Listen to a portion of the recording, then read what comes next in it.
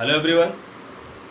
आज हम लोग क्लास 9th का साइंस का पार्ट फिजिक्स की स्टडी करेंगे और इस फिजिक्स में हम लोग चैप्टर लेंगे वर्क, पावर, एनर्जी या वर्क, एनर्जी एंड पावर। इस चैप्टर का पार्ट 1 करेंगे और इस पार्ट 1 में हम लोग स्टार्ट करते हैं पहले वर्क।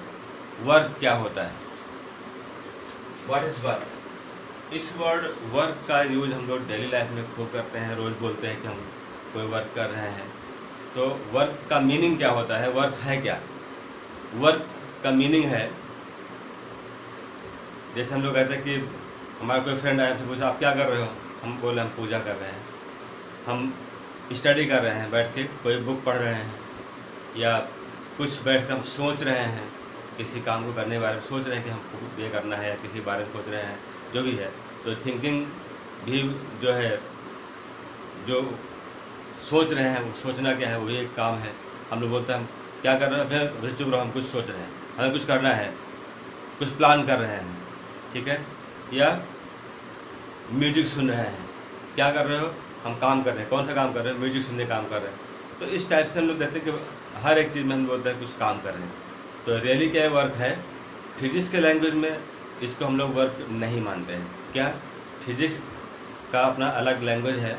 फिजिक्स के लैंग्वेज में जितना जो आपका मेंटल लेवल है, mental level is not considered as a work in physics या इन साइंस। साइंस या फिजिक्स में कह सकते हैं कि जो मेंटल लेवल होता है उसको हम लोग वर्क नहीं मानते। वर्क है क्या? फिजिक्स के लैंग्वेज में कहते हैं कि when a force is applied on a body, then if applied force is able to displace the body in the direction of applied force, then the product of applied force and displacement is work done। जब किसी body पर हम कुछ force apply करते हैं और force apply करने पर अगर बॉडी अप्लाइड फोर्स के डायरेक्शन में मूव कर जाती है, डिस्प्लेस हो जाती है, तो अप्लाइड फोर्स और जो डिस्प्लेसमेंट है, दोनों का जो प्रोडक्ट होता है उसे हम बोलते हैं कि वर्क है। तो वर्क होने के लिए क्या कंपलसरी है? ज़रूरी है दो फैक्टर्स। कौन कौन से? अप्लाइड फोर्स और डिस्प्लेसमेंट। अगर इन दोनों में से कोई एक एब्सेंट है, फोर्स एब्सेंट हो या डिस्प्लेसमेंट एब्सेंट हो, तो वर्क डन नहीं होगा, कोई वर्क नहीं होगा। तो फिजिक्स का अपना अलग लैंग्वेज है। फिजिक्स के लैंग्वेज में हम लोग जो बोलते हैं कि वर्क के लिए ज़रूरी क्या है? फोर्स और displacement.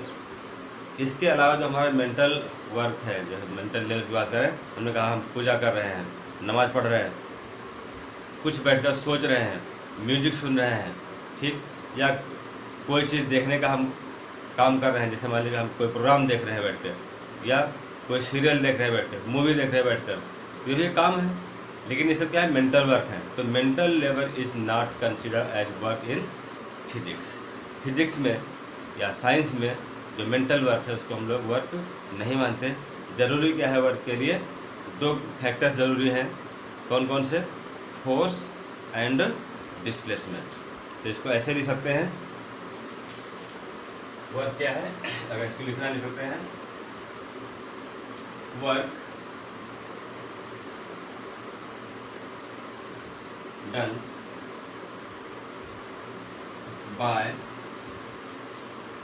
by a force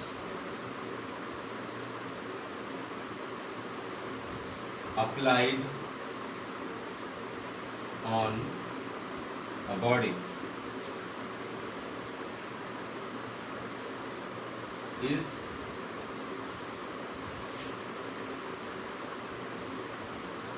equal to the product of applied force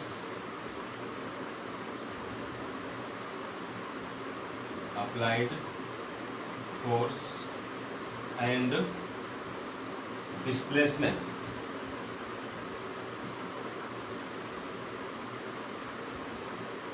applied force and displacement। तो वर्क डन क्या है? जब किसी बॉडी पर हम कोई फोर्स अप्लाई करते हैं और फोर्स अप्लाई करने के बाद अगर वो बॉडी फोर्स के ही डायरेक्शन में डिस्प्लेस हो जाती है तो क्या बोलते हैं कि अप्लाइड फोर्स और जो डिस्प्लेसमेंट है उन दोनों का जो प्रोडक्ट है वो क्या हो गया, वर्क डन हो गया। तो इस केस में हम लोग एक फार्मूला डिराइव कर सकते हैं, इसको लिख सकते हैं, क्या लिखेंगे, इसको एक डायग्राम बना के समझ सकते हैं। ऐसे मान लीजिए एक बॉडी है जो किसी हॉरिजॉन्टल सरफेस पे रखा हुआ है, ऐसे इस टाइप से।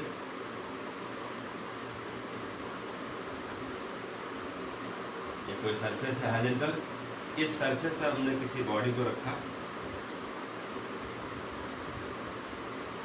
और इस बॉडी पर एक फोर्स अप्लाई करेंगे।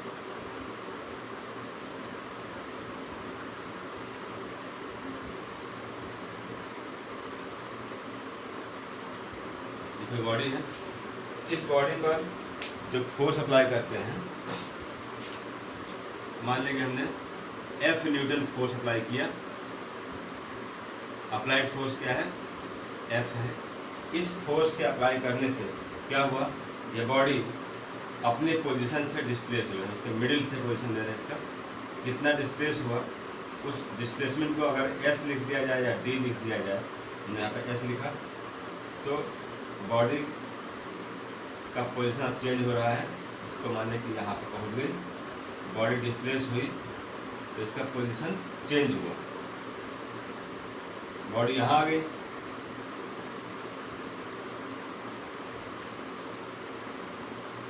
इसको लिखा मैंने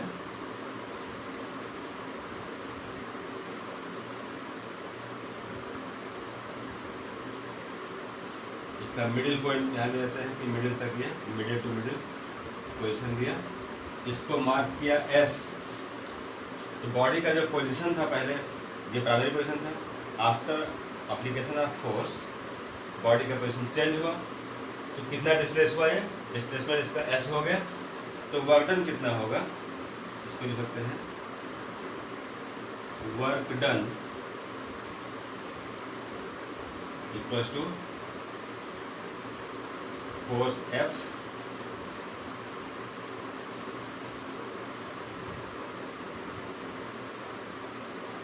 force into displacement. Work done को अगर W लिखा जाए, फोर्स को F लिख दें, यहाँ अप्लाई किया था, और जो डिस्प्लेसमेंट है उसको S लिख दें, तो क्या मिला, W equal to F into S। तो यहाँ पर कंडीशन देखिए क्या है, जो फोर्स अप्लाई किया आपने F न्यूटन का, ये फोर्स और जो डिस्प्लेसमेंट हुआ दोनों क्या है, force and displacement both are in same direction, दोनों पैरेलल हैं। यहाँ लिख सकते हैं force and displacement are parallel.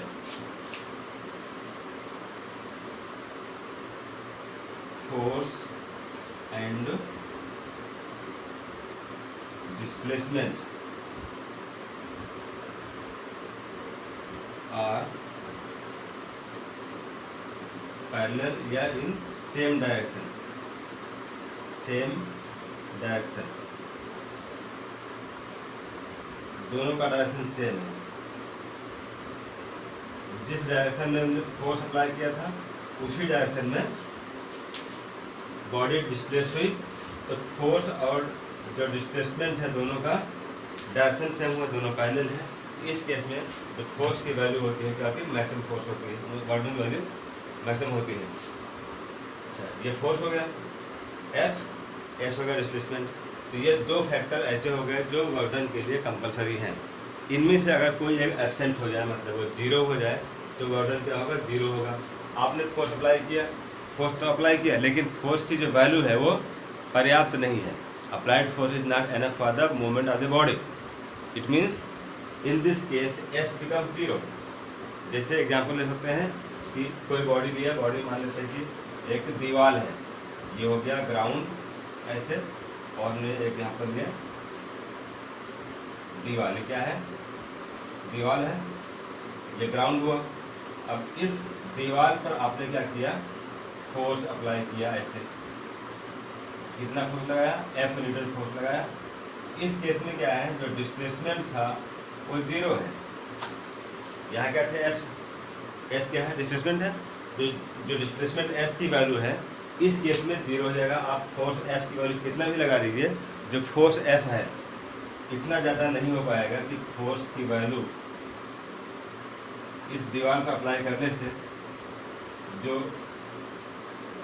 दीवार है वो डिस्प्लेस हो जाए, ये पॉसिबल नहीं है। मीनिंग क्या हो कि एफ जो अप्लाइड फोर्स है, applied force F is not enough for the movement of the ball. दीवार जो है वो यहाँ से डिस्प्लेस नहीं होगा, मतलब ये होगा कि एफ 0 हो गया। अब इस एस की वैल्यू को अगर इस फार्मूले में रखते हैं तो वर्क डन क्या मिलेगा, इसके कह सकते हैं कि work done F equals to W equal to F force into applied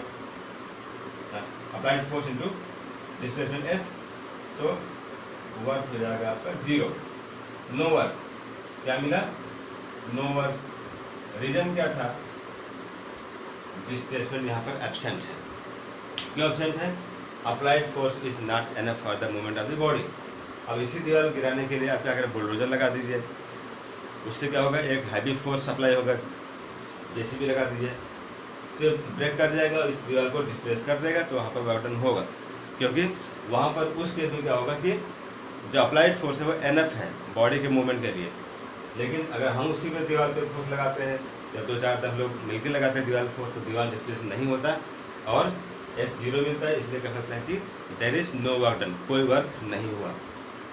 ये हो गया। अच्छा, फिर SI unit of work done. जो वर्क है उसको हम लोग किस यूनिट में मेजर करते हैं, यहाँ पर एक चीज और मेंशन कर सकते हैं, क्या,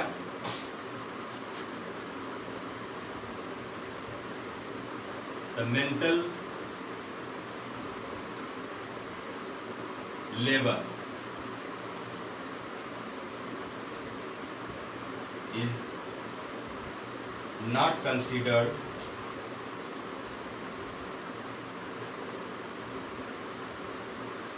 as work, not considered as work in science. Science में हम लोग मेंटल वर्क को, जो मेंटल लेबर है उसको वर्क कंसीडर नहीं करते। जैसे बताया ना कि आप बैठ के मूवी देख रहे हैं, सीरियल देख रहे हैं, या कोई स्टोरी की बुक पढ़ रहे हैं, जो भी पढ़ रहे हो, या कुछ बैठ के सोच रहे हैं, आप पूजा कर रहे हैं, नमाज पढ़ रहे हैं, इन सब चीज़ों को जो मेंटल लेबर है उसको हम लोग वर्क नहीं मानते। वर्क से ज़रूरी क्या होता है फिजिक्स में, फोर्स और डिस्प्लेसमेंट का होना कंपलसरी है। अगर इनमें से कोई एक एब्सेंट है तो वर्क डन नहीं होगा, कोई वर्क नहीं होगा। नेक्स्ट है इसमें SI unit. SI unit of work. Work की एसआई यूनिट क्या है,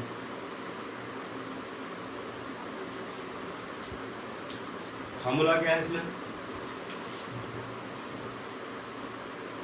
work done W equals to force into displacement.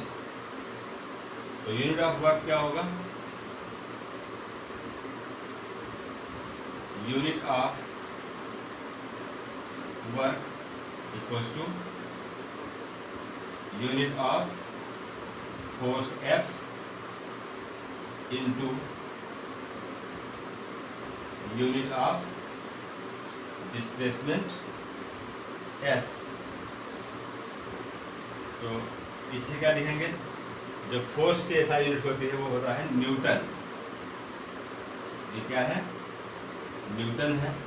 इसको N से लिखते हैं कैपिटल में, इनटू जो डिस्प्लेसमेंट है इसका क्या होता है मीटर, इसको लिखते हैं M से।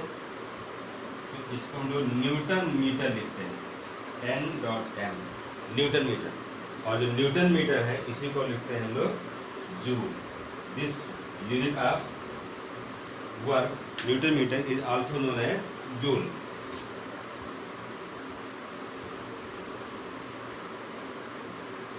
एसआई यूनिट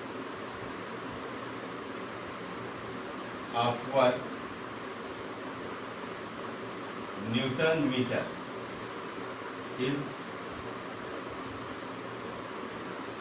also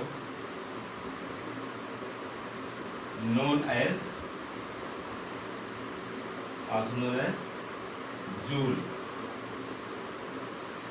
इसको हम लोग जूल भी कह सकते हैं।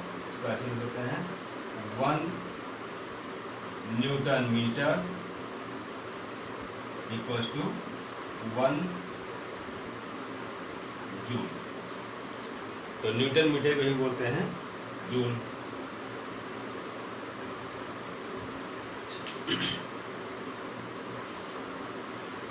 तो इससे क्या कंफर्म हुआ कि वर्क क्या होता है। इसको सीखा आपने कि वर्क क्या है।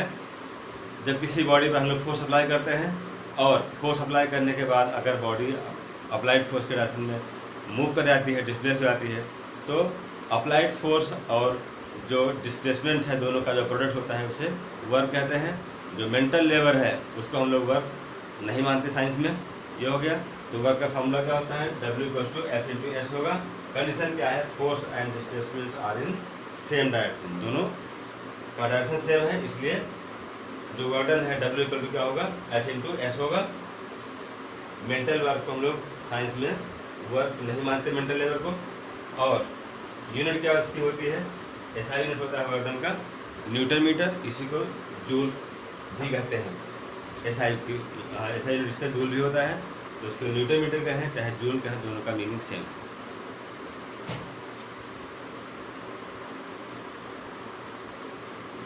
Unit of work in CGS system, जैसे बताया इसके पहले कि एसआई यूनिट या उसी बोलते हैं MKS unit.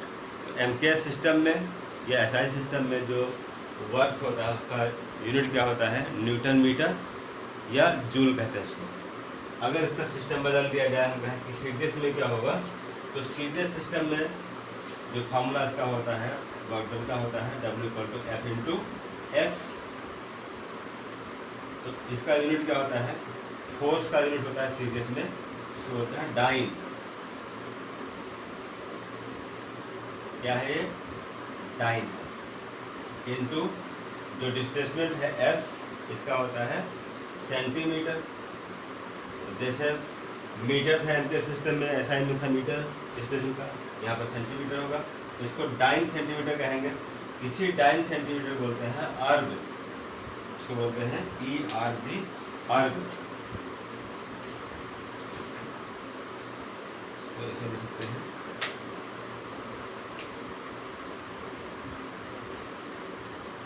Dyne centimetre,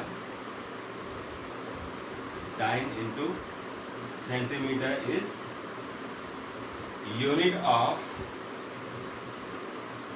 work. जो वर्क की यूनिट क्या है, डाइन सेंटीमीटर है, and it is also known as erg, ERG, इसको अर्ग भी कहते हैं। तो न्यूटन मीटर या जूल, जूल और अर्ग में रिलेशन क्या है, 1 जूल इक्वल्स टू 10⁻⁷ अर्ग। ये इसका रिलेशन होता है। जूल को अगर अर्ग में कन्वर्ट करना है तो इस रिलेशन का यूज करेंगे, तो इससे हम लोग एक दूसरे में कन्वर्ट करते हैं। अर्ग को जूल बनाए चाहे जूल को अर्ग बनाए, ये चेंज हो सकता है, एक रिलेशन ये होगा। अब इसी पर डिपेंड एक क्वेश्चन देखें। जैसे मान लीजिए कि एक क्वेश्चन क्या होगा, एक सरफेस है, इस सरफेस पे हमने एक बॉडी को रखा, इस बॉडी पर एक फोर्स अप्लाई करें। फोर्स अप्लाई करने से क्या होता है, बॉडी अपने पोजीशन से डिस्प्लेस होती है। इसका जो डिस्प्लेसमेंट है क्वेश्चन दिया होगा, तो जो डिस्प्लेसमेंट की वैल्यू है वो और जो अप्लाइड फोर्स है, इन वैल्यूज को यूज करके हम लोग work done by force find कर सकते हैं। अप्लाइड फोर्स क्या है, इसको हमने मान लिया कि ये F इक्वल टू 10 न्यूटन है। कोई बॉडी था, ये बॉडी का क्या है, इनिशियल पोजीशन है। इस बॉडी पर जब फोर्स अप्लाई किया 10 न्यूटन का, तो ये बॉडी अपने पोजीशन से डिस्प्लेस हो गई। हम इसको इसके मिडिल से ले रहे हैं, ये कितना डिस्प्लेस हुआ, इसको मान लें कि ये 5 मीटर डिस्प्लेस हो गया in the direction of applied force. जो अप्लाइड फोर्स है उसके डायरेक्शन में ये डिस्प्लेस हुआ और इसका पोजीशन यहाँ आ गया। तो वर्क डन बाय फोर्स क्या होगा, क्या करना है, find work done by force, find work done by force. जो फोर्स अप्लाई किया आपने, उस फोर्स से कितना वर्क किया गया, फार्मूला क्या है, उसको अप्लाई करें। Since work done W equals to applied force into displacement. अब यहाँ पर क्या क्या दिया हुआ है, applied force is 10 Newton,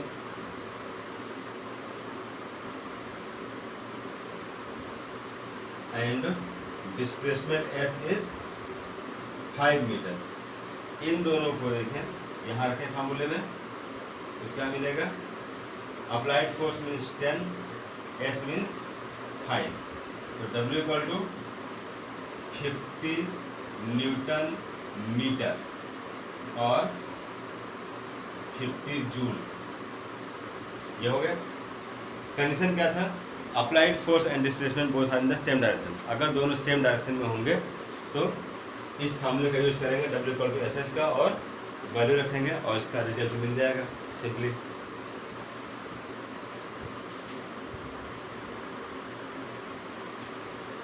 next topic इसमें होगा, work is a scalar quantity. Work क्या है, एक स्केलर क्वांटिटी है। इससे पहले आपने सुना होगा नाम इसका। जो फिजिकल क्वांटिटी होते हैं, दो टाइप के होते हैं, वेक्टर क्वांटिटी और स्केलर क्वांटिटी। तो स्केलर क्वांटिटी क्या होता है, वेक्टर क्वांटिटी क्या होता है, थोड़ा रिवाइज कर सकते हैं कि जो स्केलर क्वांटिटी होता है इसमें सिर्फ मैग्नीट्यूड होता है, मैग्नीट्यूड। दूसरा क्या होता है, टर्न, डायरेक्शन। तो वो फिजिकल क्वांटिटी जिसमें मैग्नीट्यूड और डायरेक्शन दोनों होता है उसे बोलते हैं वेक्टर क्वांटिटी। और जिस फिजिकल क्वांटिटी में सिर्फ मैग्नीट्यूड होता है लेकिन डायरेक्शन नहीं होता है उसे बोलते हैं स्केलर क्वांटिटी। तो जो वर्क डन होता है उसमें डायरेक्शन नहीं होता या वर्क डन डायरेक्शन पर डिपेंड नहीं करता। तो स्केलर को इसमें मैग्नीट्यूड तो होगा लेकिन डायरेक्शन नहीं होता है, no direction. But in case of vector quantities क्या होता है, इसमें मैग्नीट्यूड और डायरेक्शन दोनों होता है। तो वो फिजिकल क्वांटिटी जिसमें मैग्नीट्यूड और डायरेक्शन दोनों होता है उसे बोलते हैं वेक्टर क्वांटिटी। और जिसमें सिर्फ मैग्नीट्यूड होता है लेकिन डायरेक्शन नहीं होता है उसे बोलते हैं स्केलर क्वांटिटी।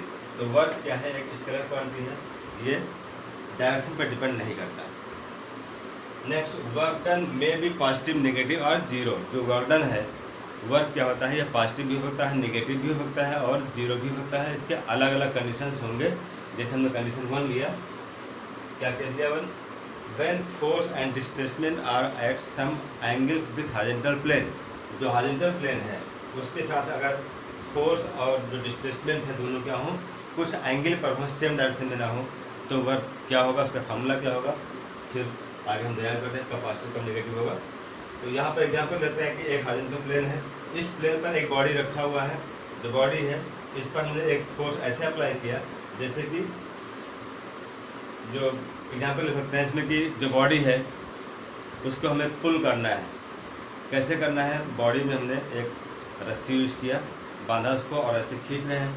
तो जो रस्सी का जो पोजीशन होगा वो कुछ ऐसे हो गया, बॉडी है जो प्लेन हो गया, रस्सी को यहाँ बांधेंगे तो ऐसे खींचेंगे तो जो फोर्स अप्लाई होगा इस रस्सी के अलाउंग होगा। जो रोप आपने यूज़ किया है उसी रोप के अलाउंग अप्लाइड फोर्स होगा, तो अप्लाइड फोर्स माने F हो गए।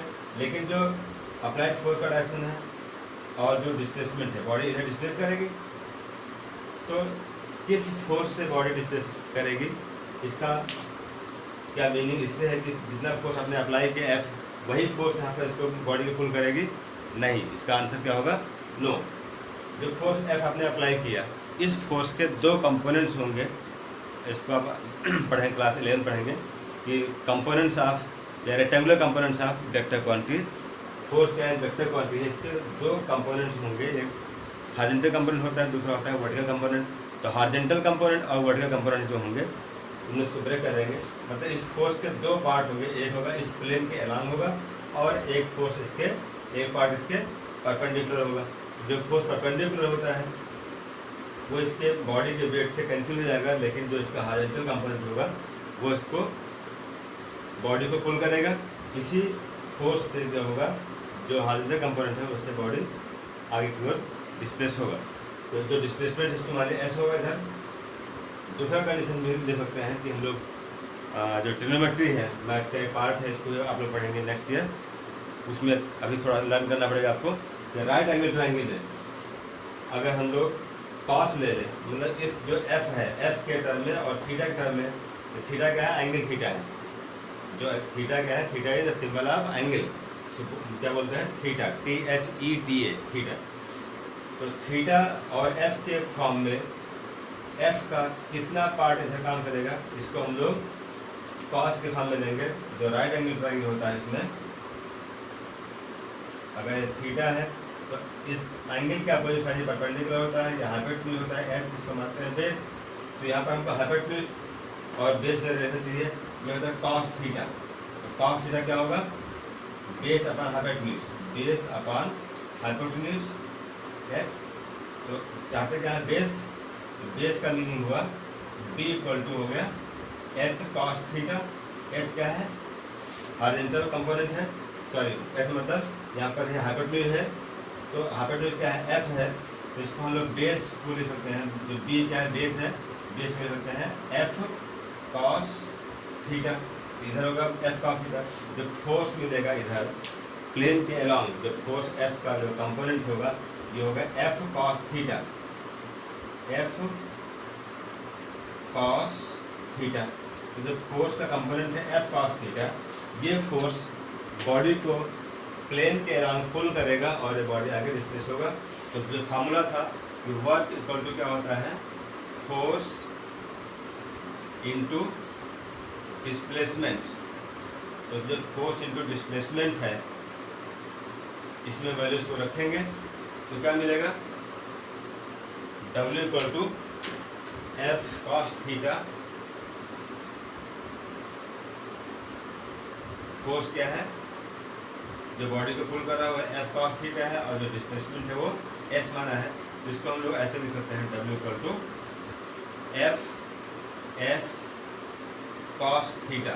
तो एक ये जनरल फार्मूला हो गया वर्डन के लिए, इसमें थीटा की वैल्यू चेंज होती रहेगी, तो उसी थीटा के अकॉर्डिंग क्या होगा, जो वर्डन W होगा इसकी वैल्यू बदलती रहेगी, चेंज होती रहेगी। तो हम कुछ वैल्यू याद कर लें, जैसे कॉस 30 डिग्री, ये एंगल जो थीटा है, इस एंगल की वैल्यू जो है थीटा पर काम, थीटा की वैल्यू जो है 30 पर, 45 पर, 60 पर, मे बी 0, मे बी 90, सब पॉसिबल है। तो इनके वैल्यूज क्या होंगे, cos 30 आपका होता है √3/2, cos 0 की तरह है, cos 0 की वैल्यू होती है 1, cos 45 की वैल्यू होती है cos 45, इसकी वैल्यू होती है 1/√2, और cos 90 की वैल्यू होती है 0, cos 180 की वैल्यू होती है -1। तो इनकी जरूरत पड़ेगी तो इनको हम लोग यूज करेंगे।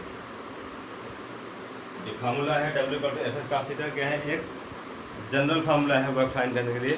तो वर्क डन अगर निकालना है और केस कह दिया है कि जो वर्क डन फाइंड करना है, किस केस निकालना है, हॉरिजॉन्टल जो प्लेन है, प्लेन के साथ अप्लाइड फोर्स कुछ एंगल बनाएगा, तो उस एंगल के केस में इसको यूज़ करेंगे। एंगल कितना है क्वेश्चन में दिया जाएगा, उसको यूज़ करते ही सॉल्व कर लेंगे तो आपको वर्क डन मिल जाएगा। तो एक कॉमन फार्मूला होगी सबके लिए, थीटा की वैल्यू हम चेंज करते रहेंगे, 35, 30, 0, 45, 90, 180 जो भी करते रहेंगे सब में मिलता रहेगा वैल्यू। एक और लिख सकते हैं cos 60 लिख सकते हैं, cos 60 की वैल्यू ये होता है 1/2। तो अभी इसको लर्न कर लेंगे तो ये जो क्वेश्चन होंगे इसमें बेस वो सब सॉल्व हो जाएंगे आपके।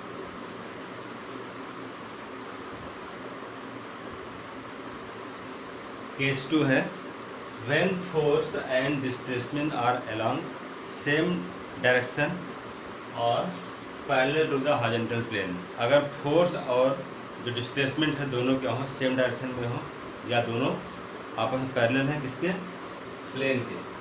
इस केस में एंगल कितना होगा, इसके पहले जो हमने केस लिया था केस 1, उसमें क्या था कि जब फोर्स और डिस्प्लेसमेंट दोनों कुछ एंगल पर होंगे तो फार्मूला क्या मिला था, W = F(s) cos थीटा मिला।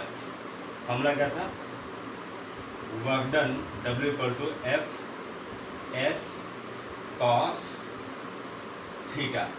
तो थीटा क्या था, एंगल था, इसके बीच में था एंगल फोर्स और displacement. Theta is the angle between force and displacement. तो फोर्स और डिस्प्लेसमेंट के बीच एंगल था थीटा। अभी क्या है, जब दोनों पैरेलल होंगे तो इनके बीच एंगल कितना होगा, 0 होगा। जैसे कि हमने कहा जो फोर्स का लाइन अफेक्शन है इधर है, ये फोर्स हो गया और बॉडी भी इधर ही डिस्प्लेस हो रही है, तो इनके बीच एंगल कितना मिला, थीटा = 0 मिला। तो यहाँ पर सेम डायरेक्शन में है तो फोर्स अगर देखें तो फोर्स भी वहीं पर है और सेम डायरेक्शन में क्या है, डिस्प्लेसमेंट है। तो ऐसे कर सकते हैं या दो पैरेलल लाइन लेकर भी समझ सकते हैं कि थीटा की वैल्यू कितनी होगी, 0 होगी। इस केस में हम लोग cos 0 की वैल्यू रखेंगे तो क्या मिलेगा, सिंस थीटा = 0 डिग्री, रीजन यही, तो W क्या मिल जाएगा, F(s) × cos 0। cos 0 कितना होता है, 1 होता है, और W = F × s। Reason cos 0 = 1। तो इस केस में क्या करते हैं कि जो W = Fs मिला है, ये क्या है, वर्क W का एक मैक्सिमम वैल्यू है, इससे अधिक वर्क पॉसिबल नहीं होगा। मीनिंग क्या था कि जितना फोर्स हम बॉडी पर अप्लाई कर लेंगे उस बॉडी का कुछ भी पार्ट लॉस नहीं होगा।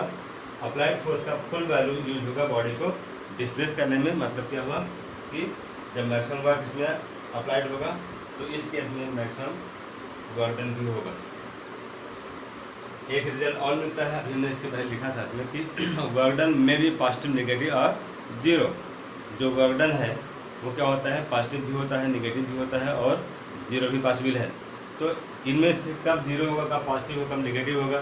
जो केस 1 तक बताया मैंने, फार्मूला क्या था, W = Fs cos थीटा, जहाँ थीटा की वैल्यू क्या है, अगर ये 0 और 90 के बीच में है एंगल तो वर्क डन जो होगा पॉजिटिव होगा। मतलब एक्यूट एंगल अगर दिया हुआ है << 90 है थीटा की वैल्यू, तो थीटा की वैल्यू << 90 होने पर जो वर्क डन होगा पॉजिटिव मिलेगा।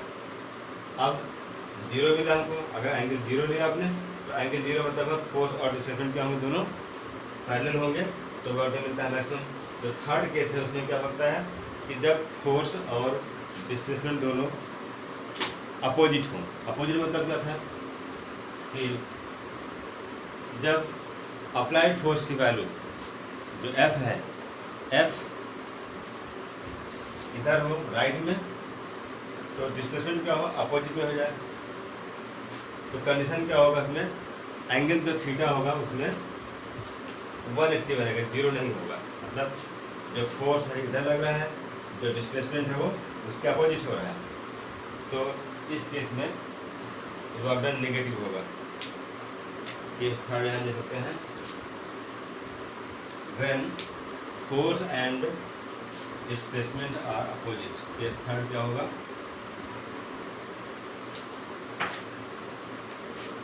When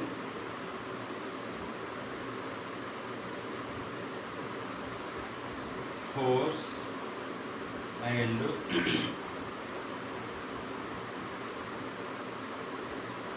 displacement are opposite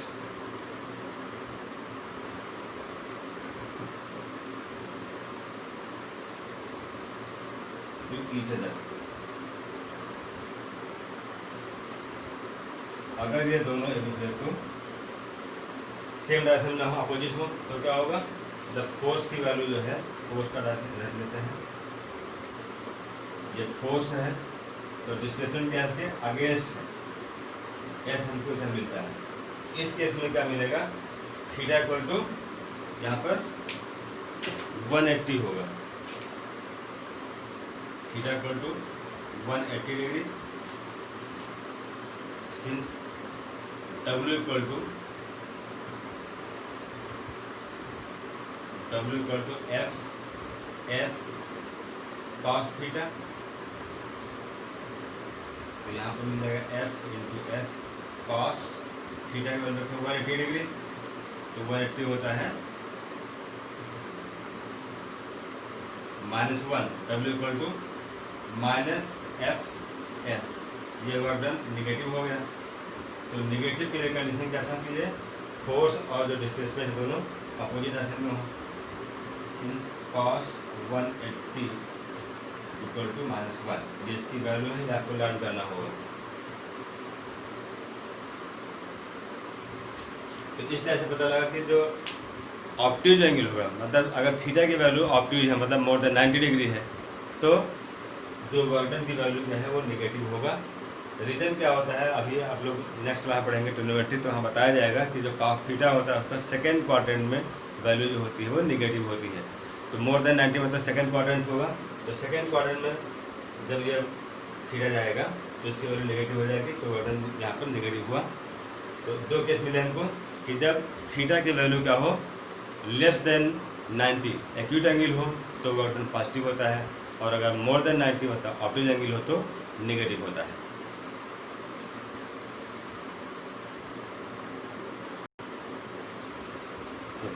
class third case देखा आपने कि जो केस थर्ड था वहाँ पर देखा कि जब एंगल 180 डिग्री हो तो वर्क डन क्या होता है निगेटिव होता है। फोर्थ पॉइंट देखेंगे हम लोग, जब फोर्स और डिस्प्लेसमेंट दोनों क्या हो परपेंडिकुलर हो तब क्या होगा। केस थर्ड का एग्जाम्पल भी ले सकते हैं, जैसे कि जब कोई आदमी जैसे कुली मान लेते हैं या कोई पर्सन है तो कुछ लगेज को अपने हेड पे रख के चलता है, मूव करता है, तो work done by the gravity क्या होगा अपोजिट होगा फोर्स के। जो बॉडी मान लो यहाँ पर है फोर्स, कोई आदमी रखे है अपने यहाँ पर, कोई लगेज है उसके सर पे, उसने क्या किया उस लगेज को रोकने के लिए क्या किया अपनी तरफ से एक फोर्स अप्लाई किया ऊपर की ओर, जिससे उसने बॉडी को संभाल रखा है, तो फोर्स ऊपर की ओर काम करेगा। लेकिन अगर हम कहें फोर्स जो अप्लाइड हो तो ऊपर की ओर होगा, लेकिन जो फोर्स अप्लाइड बाय ग्रेविटी है वो क्या है डाउनवर्ड होगा, तो अप्लाइड फोर्स इधर होगा और जो ग्रेविटेशनल फोर्स अगर नीचे की होगा Fg। इस केस में क्या होंगे दोनों अपोजिट होंगे, तो थीटा 180 होगा। ये एग्जाम्पल ले सकते हैं 180 वाले केस में, यहाँ पर वर्क डन क्या होगा निगेटिव होगा, जो W क्या है इस केस में निगेटिव था, तो इसका एग्जाम्पल दे सकते हैं थर्ड केस में। फोर्थ केस में आते हैं कि जब फोर्स और डिस्प्लेसमेंट दोनों परपेंडिकुलर होंगे तो थीटा की वैल्यू 90 कैसे होगी। वही केस लेते हैं, मान लो कुली है या कोई भी आदमी है अपने सर के ऊपर कुछ लगेज रखे हुए है और वो चल रहा है, तो लगेज रखे हुए मतलब क्या होगा उसने लगेज को अपने सर पे संभाल रखा हुआ है। मीनिंग क्या था, उसने ऊपर की ओर अपवर्ड डायरेक्शन में एक फोर्स अप्लाई किया हुआ है, तो अप्लाइड फोर्स F ऊपर की ओर होगा, और वो मान लो प्लेटफॉर्म पर है या रोड पर चल रहा है ऐसे ही, तो ऐसे चलेगा। जो डिस्प्लेसमेंट है वो परपेंडिकुलर हो जाएगा किसके फोर्स के, तो अप्लाइड फोर्स और जो डिस्प्लेसमेंट है दोनों क्या हो गए परपेंडिकुलर, मतलब एंगल क्या बना नीट या 90 हो जाएगा थीटा की value.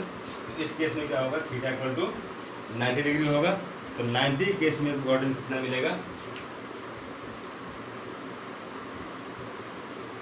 In this case theta equal to 90 degree, therefore W equal to F S cos theta, theta means 90 degree, और W equal to F into S into 0, cos 90 0 होता है, since cos 90 equal to 0 degree, ये value है 0 multiply कर देंगे तो क्या मिलेगा वर्क डन 0 मिलेगा। W इक्वल टू 0, तो ये केस हो गया 0 का।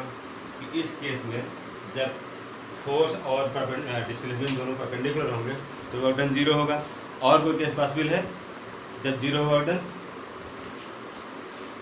If applied force F is 0, अगर फोर्स अप्लाई ना किया जाए तब भी क्या होगा W 0 होगा।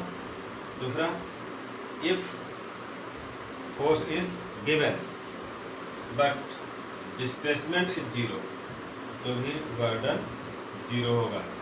ये दो केस इसके भी हो गए, तो कुल मिलाकर हमारे पास 3 केस हो गए जिस केस में वर्डन की वैल्यू जीरो होगी।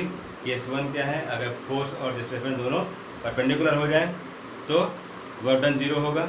अगर फोर्स की वैल्यू जीरो कर दिया, मतलब किसी बॉडी में हम कुछ फोर्स अप्लाई ही ना करें, तो फोर्स अप्लाई नहीं किया मतलब एफ की वैल्यू जीरो हो गई। No applied force no displacement, तो वर्डन जीरो होगा। दूसरा केस ले सकते हैं, तीसरा वाला, कि अगर फोर्स तो आपने अप्लाई किया लेकिन जो डिस्प्लेसमेंट है वो क्या है, जीरो है। वह केस लेंगे वॉल का, या किसी वॉल पर हम लोग फोर्स अप्लाई करते हैं तो फोर्स कितना भी अप्लाई कर लें वॉल डिस्प्लेस नहीं होता। रीज़न क्या था, applied force is not sufficient for the movement of the body. इस केस में क्या होगा, वर्डन फिर जीरो हो जाएगा क्योंकि डिस्प्लेसमेंट जीरो है। तो इस टाइप से हमने कुछ डिस्कशन किया आपसे वर्क के बारे में। अब इस पर बेस्ड जो क्वेश्चंस होंगे आपके बुक में दिए होंगे, उसको आप लोग अटेंड कर सकते हैं। जो आपके पास रेफरेंस बुक्स है वहाँ से भी वर्क डन पे बेस्ड क्वेश्चंस अटेंड कर सकते हैं। आज का वीडियो हम लोग यहीं फिनिश करते हैं और नेक्स्ट टॉपिक हम लोग नेक्स्ट वीडियो में करेंगे। तो इस वीडियो को आप लोग ठीक से देखिए और नोट्स बनाइए, क्वेश्चंस को अटेंड करिए। वीडियो को देखने के बाद में इसको आप सब्सक्राइब करें, शेयर भी करिए और अपने कमेंट्स जो कमेंट बॉक्स वहाँ लिखिए, लाइक भी करें। तो तब तक के लिए हम लोग इसको क्लोज करते हैं। तो नेक्स्ट टॉपिक हम लोग नेक्स्ट वीडियो में लेंगे। So thank for today.